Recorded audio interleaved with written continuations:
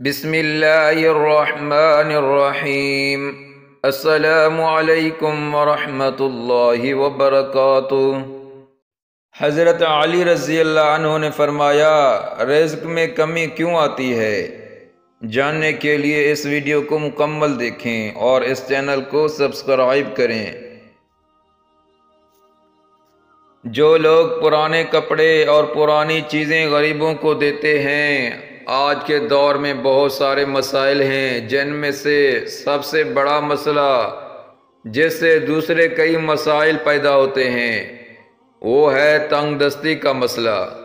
اگر آپ کے رزق میں کمی ہے اور آپ کے رزق میں برکت نہیں ہے یا کسی وجہ سے آپ کے رزق سے برکت اٹھا لی گئی ہے تو یہ مسئلہ آپ کے لیے دوسرے بہت سے مسائل کا باعث بن سکتا ہے۔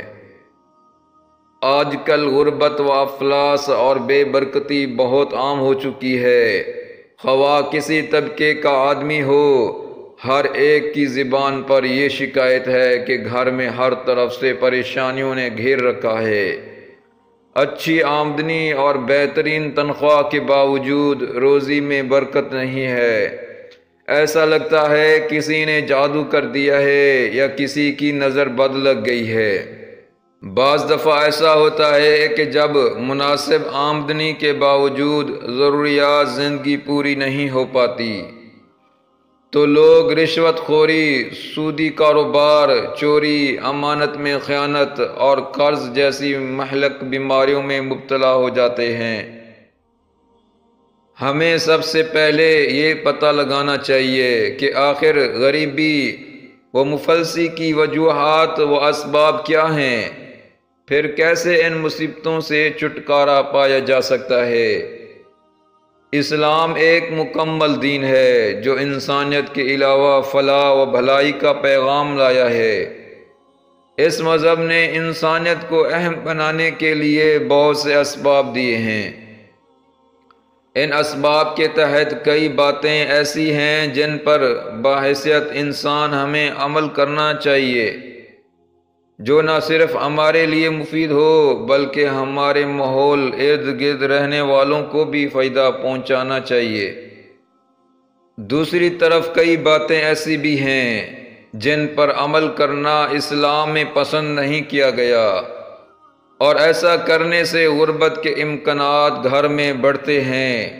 لوگوں کو یہ بھی پتہ نہیں ہوتا کہ جو کام وہ کر رہا ہے ہمارے گھر میں کیا تبدیل لا سکتے ہیں اور ہماری زندگی پر ان کے کیا اثرات مرتب ہو سکتے ہیں۔ ان اعمال کی وجہ سے گھر میں تنگ دستی اور غربت آ سکتی ہے۔ ان میں سے سب سے پہلا سبب ہے بچے ہوئے کھانے کو پھینک دینا۔ پاک رزق کو ناپاک جگہ پر پھینکنا بے حرمتی ہے۔ کوشش کریں بچ جانے والا کھانا پرندوں کو یا جانوروں کو کھلا دیں۔ حضرت عائشہ صدیقہ رضی اللہ عنہا سے مروی ہے کہ ایک حدیث شریف کا مفہوم کچھ یوں ہے کہ رحمت دو عالم صلی اللہ علیہ وسلم تشریف لائے تو روٹی کا ٹکڑا زمین پر پڑا ہوا دیکھا۔ آپ صلی اللہ علیہ وسلم نے اسے اٹھایا، صاف کیا اور تناول کر لیا۔ آپ صلی اللہ علیہ وسلم نے حضرت عائشہ سے فرمایا، اچھی چیز کا احترام کرو۔ روٹی جب کسی سے بھاگتی ہے تو لوٹ کر نہیں آتی۔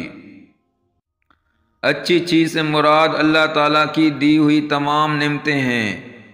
جو چیز زائد معلوم ہو کسی کو دے دیا کریں۔ انسان کی لالچ، انسان بڑا ہی حریص واقع ہوا ہے۔ بہترین کی لالچ میں انسان بہتر بھگوا دیتا ہے تو قصوروار حالات کو ٹھہراتا ہے۔ اگر ہم میں سے ہر کوئی کنارہ کر لے تو اللہ کے دیے ہوئے رزق میں راضی ہو جائیں تو اللہ تعالیٰ اسی میں برکت ڈال دیتا ہے، جبکہ مزید کی حرص انسان کے معاملے میں برکت کو ختم کر دیتی ہے۔ ہر انسان کو اتنا ہی رزق ملتا ہے جتنا کہ اس کی قسمت میں لکھا گیا ہے، بس انسان حلال طریقے سے استعمال کرتا رہے۔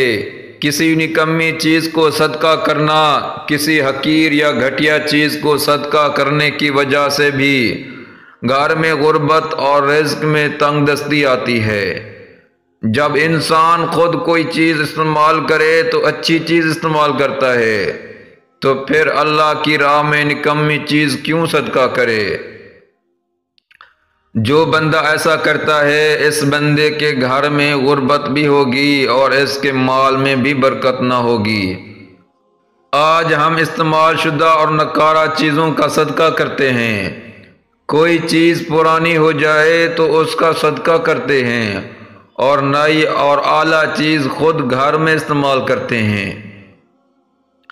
ایک مرتبہ آپ صلی اللہ علیہ وسلم نے ایک صحابی کو کسی کے پاس صدقہ لینے بھیجا تو اس نے ایک مریل سی اونٹنی صدقہ کر دی۔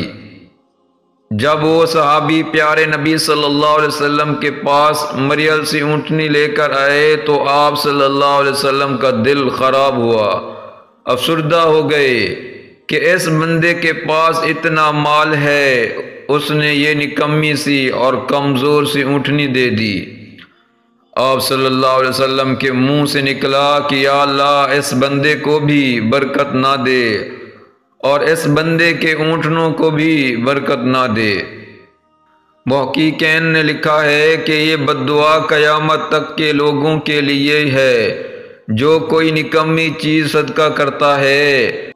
جب اس بندے کو علم ہوا کہ رسول اللہ صلی اللہ علیہ وسلم ناراض ہو گئے تو اللہ کے رسول صلی اللہ علیہ وسلم کے پاس آیا اور رسول صلی اللہ علیہ وسلم سے معافی مانگی کہ یا رسول اللہ صلی اللہ علیہ وسلم مجھ سے غلطی ہو گئی ہے، اور پھر بڑی خوبصورت اونٹنی لے کر آیا جس پر اللہ کے رسول صلی اللہ علیہ وسلم نے اس کے مال میں برکت کی دعا فرمائی۔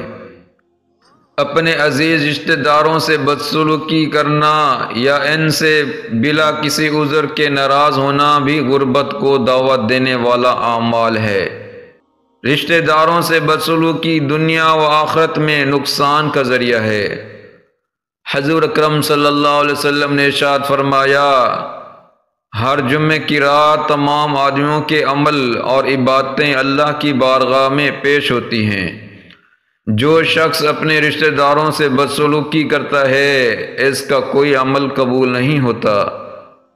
ایک اور جگہ آپ صلی اللہ علیہ وسلم نے فرمایا، جو شخص یہ چاہتا ہو کہ اس کی عمر بڑھے اور اس کے رزق میں کشادگی ہو اور وہ بری موت نہ مرے تو اس کو لازم ہے کہ اللہ تعالیٰ سے ڈرتا رہے اور اپنے رشتے ناتے والوں سے اچھا سلوک کرتا رہے۔ کچھ ایسے اذکار جن کے کرنے سے اپنے رزق میں برکت اور کشادگی ہوگی۔ درود شریف۔ ابو سعید سے روایت ہے کہ آپ صلی اللہ علیہ وسلم نے فرمایا، تو مجھ پر کثرت سے درود پاک پڑھا کرے۔ خدمت والدین۔ حدیث شریف میں ہے کہ رسول اللہ صلی اللہ علیہ وسلم نے ارشاد فرمایا، جو شخص رزق کی کشادگی اور عمر کی زیادتی کا خواہش مند ہو اس کو چاہیے کہ صلح رحمی کرے، ماں باپ کے ساتھ اچھا سلوک کرے۔ استغفار کی کثرت سے بھی پریشانیاں دور ہوتی ہیں اور رزق میں برکت پیدا ہوتی ہے۔ چنانچہ حضرت عبداللہ بن عباس رضی اللہ عنہ سے روایت، استغفار کی کثرت سے بھی پریشانیاں دور ہوتی ہیں اور رزق میں برکت پیدا ہوتی ہے۔ چنانچہ حضرت عبداللہ بن عباس سے روایت ہے کہ رسول اللہ صلی اللہ علیہ وسلم نے ارشاد فرمایا کہ جو بندہ استغفار کو پڑھے یعنی اللہ تعالیٰ سے برابر اپنے گناہوں کی معافی مانگتا رہے تو اللہ تعالیٰ اس کے لیے تنگی و مشکل سے نکلنے اور رہائی پانے کا راستہ بنا دے گا اور اس کی ہر فکر اور پریشانی کو دور کر کے کشادگی اور اطمینان فرمائے گا اور اس کو ان طریقوں سے رزق دے گا جن کا اس کو خیال و گمان بھی نہ ہوگا۔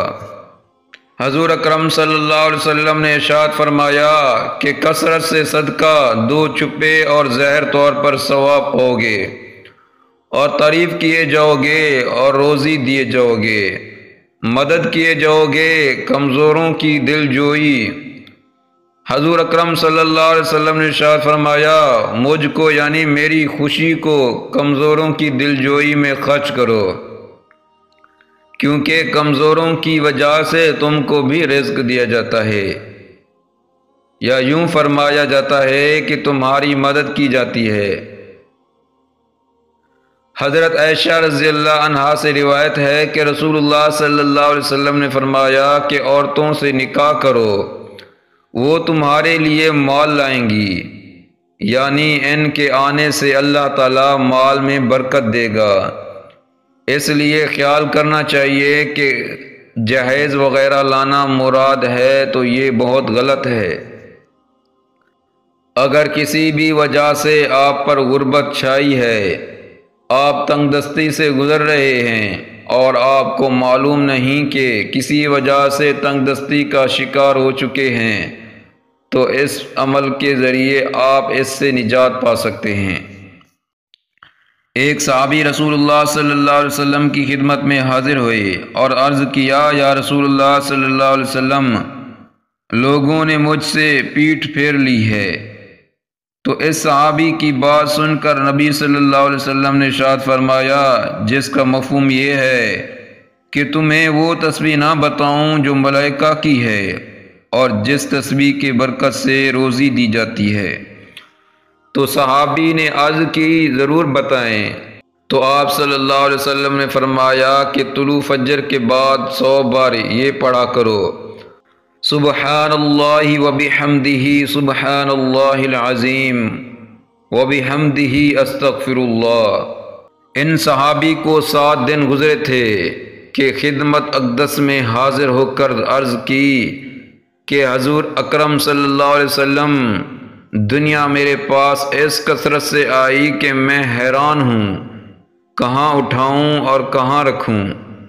اگر آپ غربت کا شکار ہو چکے ہیں تو اس عمل پر سچے دل سے عمل کرتے رہیں، تو غربت انشاءاللہ آپ کے قریب نہیں آئے گی اور تنگ دستی ہمیشہ کے لیے ختم ہو جائے گی۔ میرے پیارے دوستو، اس ویڈیو کو زیادہ سے زیادہ شیئر کریں۔ اچھی بات کو شیئر کرنا صدقہ جاریہ ہے، اور اس چینل کو سبسکرائب کریں۔ جزاکم اللہ خیرہ۔